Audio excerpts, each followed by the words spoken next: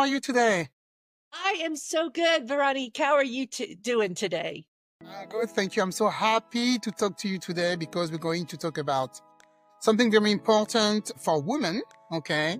Our relationship, having friends, it's so important for us. And like we were saying earlier, we were talking, before we start recording, we were saying that men are not like us. They're very different. And sometimes we envy them, right?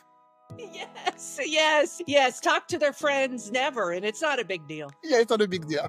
Me, I need to know what my friends are doing every time, at every minute. And sometimes it's too much. Sometimes, we have other stuff to do. And sometimes, we shouldn't, it's good to have friendship, but sometimes it can take a lot on you. And we're going to talk about that because I know you talk about that in your book. So your book is called, I like the title, by the way. Thank you. Your book is called Desperate Woman Six Friends. I also Yes, ma'am. like the cover, with that woman looking through glasses. No, I know it. I know it. I know. And I will tell you, when we were deciding on a cover, that's a whole process. And I was Mhm. like, oh gosh, do you think it looks like she's spying too much? And my daughter, who's, Gen Z, she's like, well, mom, we are spying these days. Yes. So I Yeah, was like, yeah, especially through digital online, you're right. So anyway, I know. love it. I think the book is a little sassy and I think the cover reflects that. I So know. It's true that we're spying because, for instance, one of my friends, she just went on vacation a week ago to Costa Rica, and I'm like, "What are the pictures? What are the pictures? How come you're not posting any pictures? I want to know what you're doing." And she's like, "I'm sorry, I don't have my phone with me all the time. I'm gonna post a picture later." I'm like, "Post the pictures. yeah, I like to spy on my friends." we want to go along with them. Yes. So you are an Air Force wife. How do you say that? I'm sorry. You are Yes, no, you military said it. wife. Sorry, military wife. Yes, no, well, and you were right on both accounts. Now, my husband has retired from active duty, but Well, I was for almost 20 years an Air Force wife, a military wife. So, yes, so that is it correct. means that you were moving a lot from base Yes, to base in the country. yes, I was. And we did one overseas assignment. It was still in the country, it was to Hawaii, but Nice. it was considered outside the continental US. But Yeah. yeah, it was quite the difference from how I grew up. I grew up in Oklahoma in Osage County, and actually our street name was called O'Neill Lane. And my last name was O'Neill, and everybody's last name on O'Neill Lane was O'Neill. So it Really? was quite the change. Yeah, it really was nice. A large extended family and, a deep well of familiarity, deep roots. But it was quite the change to go from that to meeting and marrying my husband and moving around, where it Oh, was a lot of change and therefore having to make friends over and over again. I know. So how old were you when you got married and you start moving? Because it can also depends what age. If you start very young, you don't really know sometimes how to make new friends. When you're older, maybe it can get better. So, what age were you when you started moving around?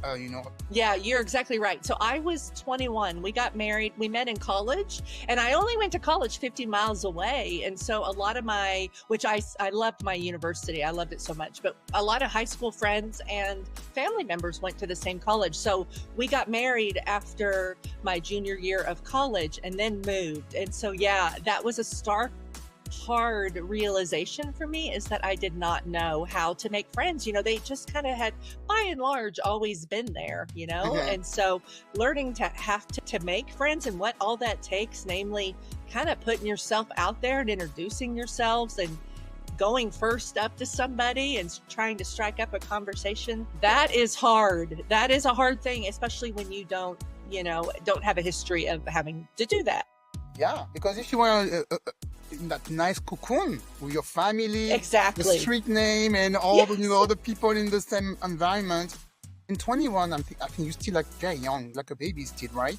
I And was a even baby. if you're married and everything, it's the age usually where you start. Sometimes you're moving from home, and all your friends are from high school or middle school, and you have to learn. You have to meet new people.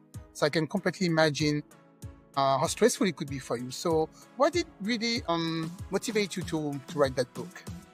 Well, I would say it was really the fact that friendship just is a theme that has followed me. It seems like, and just when I guess I've been interested, and probably because I was really just really bad at making friends as a 21-year-old.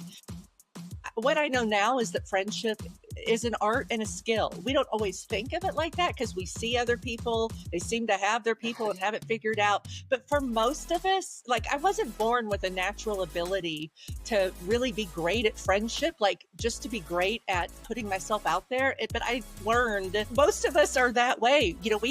We just learned it as we went along. And so I would say that's why I wrote the book, is because I thought, as a 21-year-old, boy, it sure would be great to have a book to tell me all these things. And now it's kind of fun that I feel like I've written that book to help the woman who is struggling to find friends. Maybe she's not sure how to do it, or maybe she feels she is doing all the right things and still coming up empty. I want to encourage her in that process.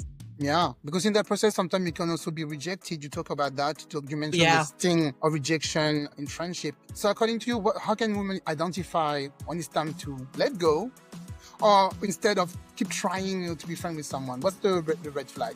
Yes, there. Well, isn't that true? Because and listen, I'm one that can hang on and keep trying, or especially my younger years, not so much now, but I used to kind of have a needy side to my personality where I think when I finally had success in making a friend, I would just kind of throw all my efforts to that person and overwhelm them a little bit. So that's, something, so that is in my history. Now, I have since, become a better friend in that regard.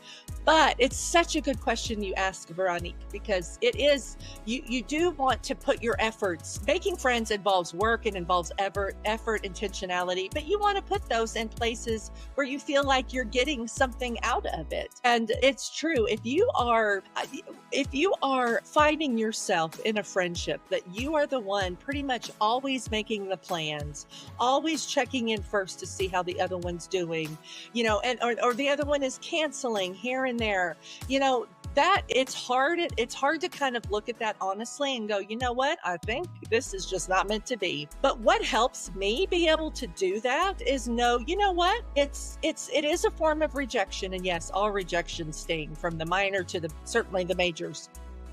But if I am not supposed to be in community with this person, if we're not supposed to share a friendship, then for whatever reason, that person it's just not in my best interest to do so. And remembering that as I pivot my attentions towards those who are interested in a friendship with me is just a much better use of my time. Because, I like to say friendship takes two yeses. One person cannot do the work of two people. Again, I've tried before, but that just goes nowhere. And so when you are sensing that happening, it's probably time to look elsewhere. Now, having said that, there are seasons where you are going to be real busy, or maybe you're just enduring an intense season of grief and loss, and you are not able to reciprocate. You can maybe only do 10% or 20%, and the other person's doing 80%. And that's going to happen, as it's going to happen for the friend as well. I mean, even stuff that wasn't tragic. Like I remember when I was a mom of 3 kids who were not yet driving, but in a lot of activities. So, I felt like my address was the minivan. Yes. I could not, I wasn't socializing much during that time just because I was really busy. I was working during the day and running everywhere after the school hours. And my friend Allie, boy, if we still got together, but she initiated and, made the reservation or reached out to me, whatever it was, every single time during that period of time, because she was a parenting season ahead of me and she could look ahead and go, Kristen's busy now, but it won't be that way forever. And it's true. Once things slowed down a little bit, I did pick up the reins and start giving more. So I think that the thing to consider too is, if a friendship is suddenly lopsided and is staying that way, or it never really became anything that was reciprocated, then it's time to pivot your attention elsewhere. But also have grace. If somebody's just going through a hard time and you are having to put in more effort, for a season, that's being a good friend too. Yeah, I have 2 examples like that in my life right now, and I think that's why I'm giving them some space. Yeah. Also, I think when I make myself too available, some people can take advantage also of it. They're Yes. like, okay, she's going to be there. So, I don't need to answer her text right now. I don't need to call her right now. And one of my friends, she lost her house in a fire 2 years ago. And for the whole year, she was traumatized. She didn't want to come for like birthday parties or anything. So I let her be. And another one, I think she lost her jobs. We didn't talk for a while. So the one who lost the house in the fire, I never gave up because I was thinking she really needs my help. I need to really comfort her, so I give her a lot of space. But the Mm-hmm. other one who lost her job, I was like, okay, I'm just not gonna make myself available anymore because it was really only me calling and only me doing everything. And I noticed since I just gave her some space, now she's coming back little by little. Mm-hmm. Yeah, She's well, coming and back on her that's own. yeah, you volleyed the ball into her court, and so she's going to volley it back. And there's nothing wrong with that, with saying or kind of holding this posture of relaxed camaraderie, where you're like, your move next. And so if Mhm. they then take you up on it, and sometimes they do, when Yeah. when they're able to. But I love that. I love that, Veronica. I think that's being very wise. Yeah. Sometimes people need space. So Yeah. in your book, you talk also about setting boundaries. So what are you in managing differences? So what do you mean by that? Yeah. So, well, boundaries, I talk about how it's our friend, sometimes, especially if somebody maybe is in our life who is just bringing a lot of toxic behavior, and it is okay to put up a boundary when that happens, and I mean, like, genuinely toxic behavior, not just, maybe has a personality quirk here and there, but like, but they are our friends. So I talk about how boundaries are our friends, and we often recognize, I think, when we need to put up a boundary with somebody else, I think we struggle more sometimes with the fact that maybe somebody else wants to put up a boundary with us. Like I talked about in the beginning, as a newlywed, I could overwhelm friends and they would put up a boundary. But that's okay too. What I've come to think about boundaries is it's just simply a way to give information, about how available we are to somebody or how available somebody is to us. Boundaries, if people don't bristle at them. If they bristle at them, then that boundary was needed. So yeah, so it's just a tool, I believe, that is important in our friendships, with just being respectful and maintaining just that relaxed camaraderie that I talked about too. Do you know? Because that's something I really don't know how to do. Even now, at my age, I really don't. I don't know how to do it. Do you know how to break up with a friend? Because sometimes breaking up is like breaking up with a man. It's the same thing, like with love. Because I really love my friends. Yes, no, I don't know I, how to do that. I know. That's tricky, and I think that involves just a lot of wisdom and discernment, and prayer. If you're a believing person, I rely on God's help with that too, to know when. Me too. I can give a story that I think kind of helps a little bit with that. So there was a time a while back where I sensed a friend. A friend was, in my life. We were doing great. But then she just started demanding more and more time from me. So she was kind of the needy one at that point. And it was one of those things, we were in different life stages. And it was like it was like where I could not genuinely get together all that often, because I was kind of in that same busy season of life between work and children. We did get together. I just couldn't do it, every week. Yeah. And she wanted to every week. Okay. And it got to be one of those things where the more, if she'd extend an invite and I couldn't make it work, she'd extend 3 more my way. And, I just started to feel overwhelmed, Yeah. And again, she's a great gal, very kind. It was just starting to feel like she had these expectations of me that I was not able to meet. And so I remember one time, it was 11 o'clock on a Friday. I was actually running on my treadmill at the time, and she called and asked if she could come over. And I said, well, now's not a great time with what I got going on here, can next week. And she was like, no, it's really important, Kristen. Can I come over right now? And so I was like, well, sure. Because I thought maybe there's like an emergency, or, she got bad news or something. So she came in, I invited her to sit on my sofa, and she just kind of launched into all the ways I was disappointing her. My and God. and then I know, so it was one of those things where I had a clarity from the Holy Spirit. I felt like from God, that said, like, I needed to, like, this was not sustainable. And so, but the words I said to her were, I appreciate you sharing this with me. I certainly never meant to hurt you, because that was part of the conversation, how I'd hurt her, how I'd let her down, et cetera, et cetera. I certainly don't mean to do that, but I'm sorry that I have. but I believe you want more from me than I am capable of giving. And I just sort of let that sit there. And she kind of shook her head and said, okay. And pretty much the friendship kind of ended at that point. So I think what helps in a friendship breakup, when you are the one that feels the need to do the breaking up, is to make it about you, not about the other person. That's what I did. I said, this is about, you want more from me than I'm able to give, because that was 100% true. Now, the fact was she was asking way too much. It was about her too. But in that moment, the kind thing I think to do, the gracious thing, is to get that message across while using language that, is about you. And so that is kind of how I've handled that in my own. Yeah. So two things. First of all, I think because what you just said happened to me like twice already. So I think this kind of friends, sometimes they don't have a lot going on in their lives at that time, and they just obsess on you. Yeah. Because you're the best thing they have at the moment, and they just want to be with you, hang out with you. And sometimes they love also your family, what's going on, your dynamic, you're very attractive at that time, and they just want to be with you. And if you cannot give them everything they want, they get mad.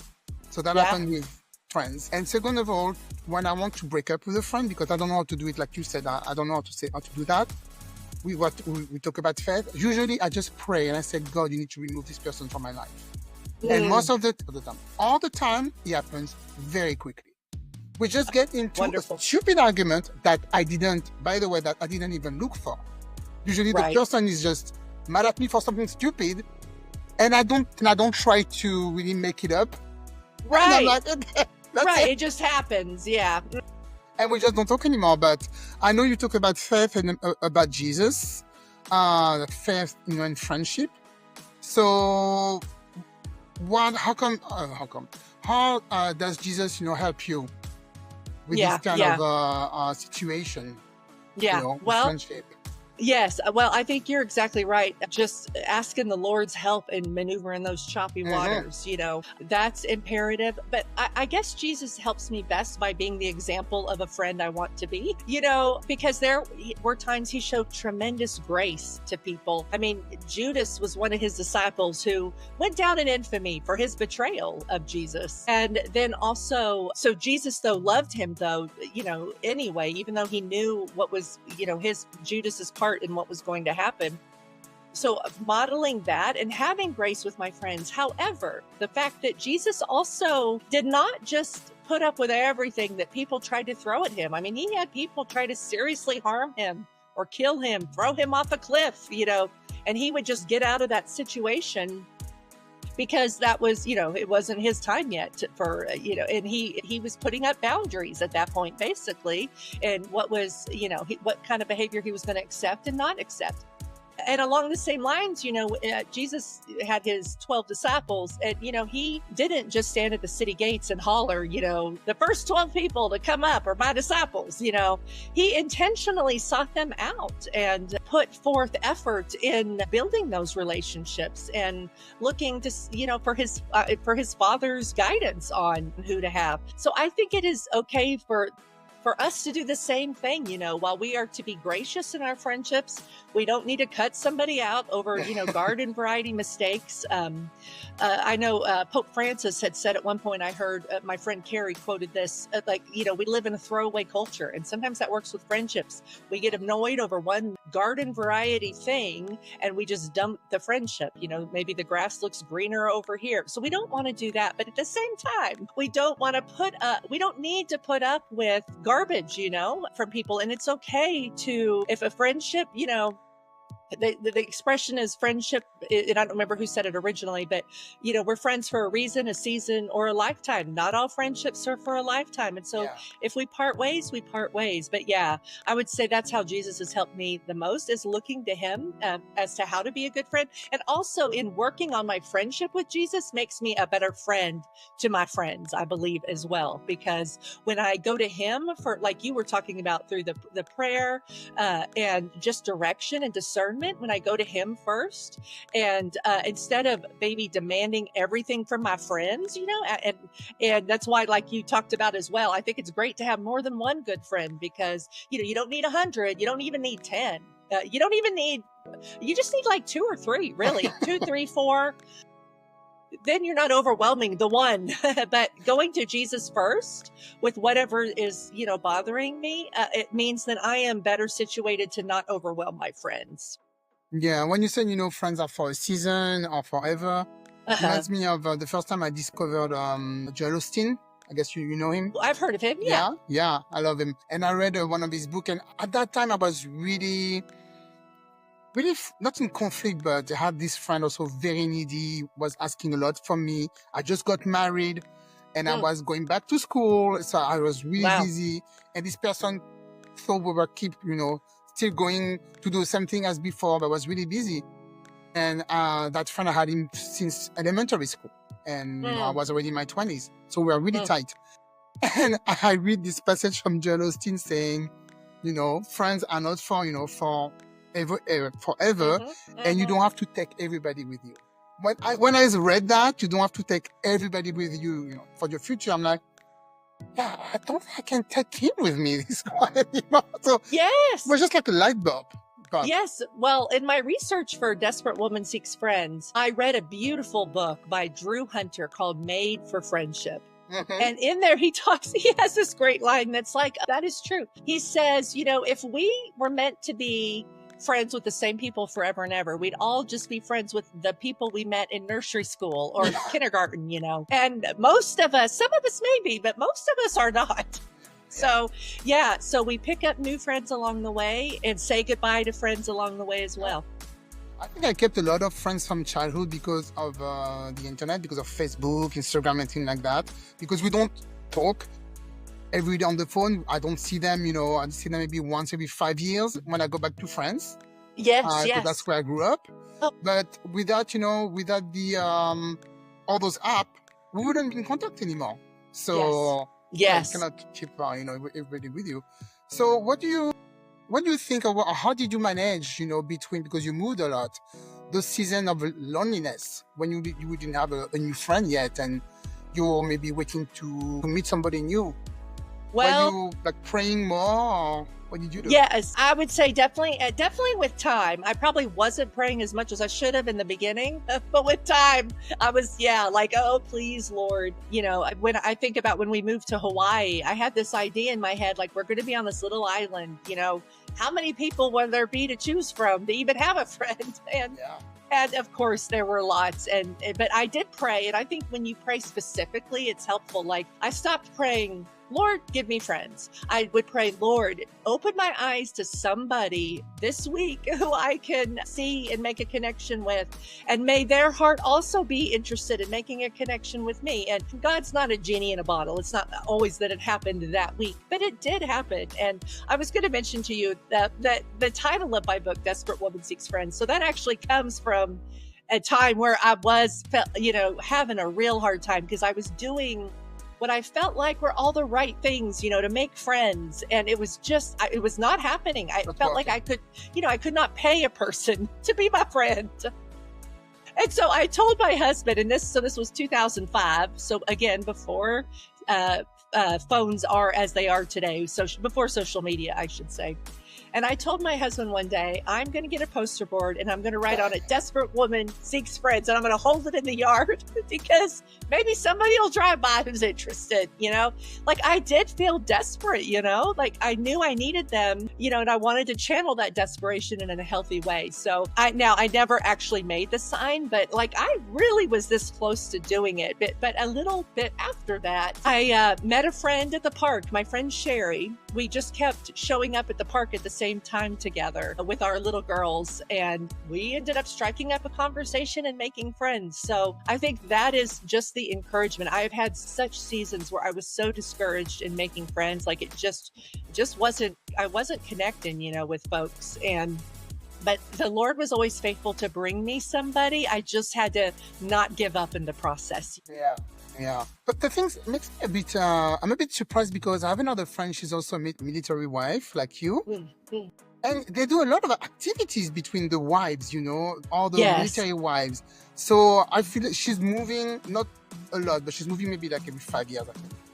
And I see that she has a lot of friends. How come you didn't connect with the other wives? From the Yes, military? well, Often I would, especially the years we lived on base. I felt like it was easier Yeah. then to really connect because that's true. Military spouses, we kind of skip the small talk, and there's a short circuit or a short fast track, I guess I should say, to friendship where we connect faster. But for whatever reason, this time I would go to mom events and I just couldn't. It seemed like most of the people had been there for a while. And so they had kind of found their people. Yeah. We lived off base in a neighborhood where there were some military around, but there were also a lot of civilians. And there was this idea that they already had their friends, or they would find out I was military and be like, oh, you're out of here soon, so I'm not going to invest in you. There's that as well. So yeah, that was just one particular assignment. I mean, honestly, I can look back now and think the Lord was teaching me through it, perseverance. I mean, it gave me, a title for a book. so there is that. But yeah, you're right. Usually with military folks, I can make friends pretty quickly, but the circumstances were such that at that point in time, it just didn't happen right away. So how long did it last? 10 years, 20 years? The whole time your husband was in the military? He was he's been in 26 years, and we were together for almost we were together 19, 20, almost 20 years of that time. So 20 years of that stress of knowing, am I going to make a friend? Yes. This is my friend. Yeah. Am I not? Know? Yes. And of course, I carried some friends with me, and we would talk on the phone or text as well. But, you need in-person friends. And so, yeah, that was always the struggle, is to find your new in-person friends. So you have a grown-up daughter. So I guess you giving her a lot of advice, about how to make friends. So how do you navigate that with her? The book also. Well, yes. Has she read your book? No, she hasn't. Listen, she's in college. She's real busy. So, Okay. Reading mom's book is maybe not at the top of her list of to-dos. However, having said that, I did write a chapter about her high school experience with her blessing. And so she has read that and signed off on that. Okay. So, but yeah, with our kids, so my daughter, she's a junior at Texas A&M right now. But in high school, boy, she had a really hard time making friends. It seemed like she did make friends through she was a tennis player, and she did make friends through her club tennis team. But in high school, it was really difficult. She had a group of friends, and, they would be as a friend should, but then they would just turn cold and start ignoring her. And so then she'd invest in other people, and they'd accuse her of being, a snob, or you think you're too good for us, and then just kind of a lack of maybe loyalty or faithfulness, really. On a Monday, oh yeah, let's get together this weekend. That sounds great. And then on a Friday, suddenly, a better option came up for the other friend. So she just never really found her people. So, however, when she went to college, she did. She found friends left, right, and center, all over the place. And that's what we encouraged her with. It was during those high school years. Like, listen, you know what? Sometimes people find their friends in high school. Sometimes they find them in college. And like she has said, well, I probably don't want to peak in high school anyway. We're like, no, you don't want to peak in high school. But we encouraged her at the time, too, by just saying, you just keep trying, and eventually the effort you put in will gain a reward. And that's what we saw in college. She did not just stay holed up in her dorm room. She went out and about and introduced herself to people, to the kids sitting alone in the cafeteria. She said hello to them and struck up conversation sometimes, and a friendship. And so that's the gift of hard seasons of friendship. You just faithfully keep at it, and eventually that fruit will come. You learn the skills that you need to get the fruit. And the thing is, though, like I call that chapter, don't discount the fertilizer years. And that's because we like to say her high school years had a lot of crap. I know.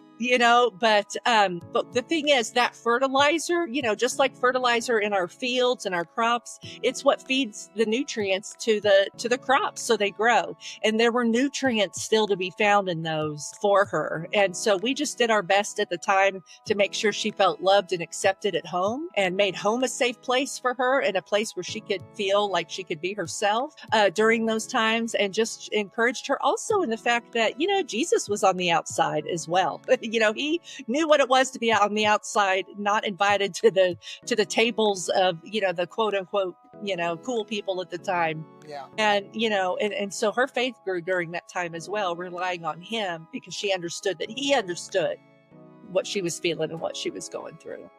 Yeah. It's so hard for them because I have my daughter is almost 13, so she's in middle school.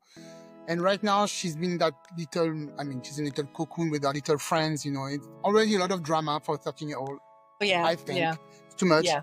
But in 2 years, she's going to go to high school, not in the same city, in another city. So it's going to be all new people. And I'm already preparing her. She makes friends kind of easily, but I'm already preparing her mentally saying, it's going to be different. You're going to go to a different school with new people. So get ready to fight. Yes.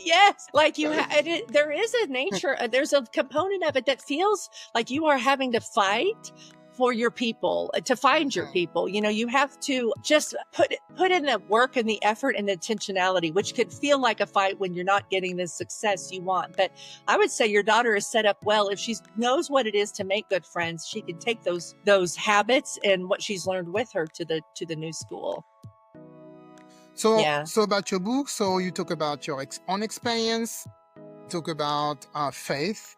Yeah. And you giving advice maybe to young people. What else in the book that can, motivate us to go in there and see what's going on?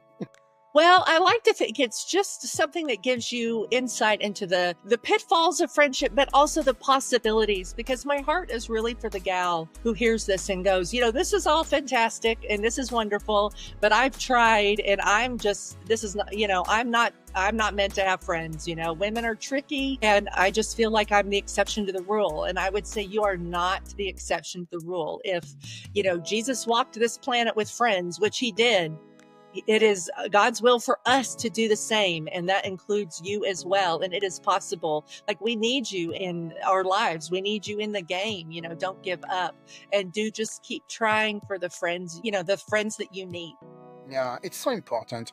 It is. Like we said, earlier, men don't understand that. Sometimes when No. I tell my husband about stories, my friend is like, why is that so important for you? I'm like, you don't understand. They're like my sisters. And I don't have Yes. I have one brother. I'm like, you don't understand. They're like my sisters, And I had one friend, I would say she was like one of my soulmates. I can tell you that. We don't talk anymore because we had a big fallout 15 years ago. But we were friends for like 25 years. And then something happened in our lives when we had to break up. And it just broke my heart. She really broke my heart. But friendship is it's so important, I think. Yeah, and you're not alone there. Like, those friendship breakups like that happen after a decade of friendship, those are really painful. Yeah, and I do, talk in the book about that as well. I have a chapter called When a Friendship Ends Without Your Say So, but also just, a lot of general thoughts on, the friendship breakups, because they are so very hard, but I can tell you they are so very common, sadly. I think I wasn't thinking about it. I wasn't for like a year. Yeah. A whole year. I was like, oh my God, we're not friends anymore. Why? Yeah. Well, like you said, it can hurt. Like, I've lost some friendships that hurt worse than, a high school boyfriend or I know. college. It's painful. Yeah. Because they are like sisters. Especially when something happened funny, you're like, oh, she would have loved that. I would have called her and tell her, oh, you know what happened? And you can't. Yes, I know. That is so true. That is so true. Yeah. So, anything else you want to add? Maybe I didn't ask about the book or about, advices. Let me think. I'm really proud of this book. It's been years in the writing, but a lifetime in the living and learning that went into it. And I do think it's just a great resource for helping you, just learn how to be a good friend to yourself, so you bring your best self to others, but then how to be a great friend to others. And of course, as a woman of faith, I talk in there about how Jesus is our friend who never fails us, because people will fail us, but Jesus never will. And so I think it, can encourage anybody, no matter what season of friendship you find yourself in. And we can buy the book anywhere. We can buy it on Amazon. Is it on Audible also? Can we listen to it? Yes, Audible. You'll hear me in my Oklahoma accent reading it. It's still So talking. Cool. yeah, it's on Audible. It's Amazon, Barnes and Noble, Bookshop, Christian Book, wherever you like to buy books. You can also learn about it from my website, which is kristenstrong.com, and my first name is Kristen strong.com, and you can find the books tab and find it under there and read more about it as well. Cool. I will add everything on the show notes, and people can just click on it and go directly to the website and go on Amazon, order the book. Perfect. Well, thank you very much, Christine, for the interview. That's something that everybody needed to hear, about friendship, womanhood, Yeah, everything, we right. need to in this life. Being a woman in this world. Yes. Well, So thank hard. you. Thank you, Veronique. It was a delight to chat with you. I loved it. Thank you, Christine, and good luck with the book. Thank you so much.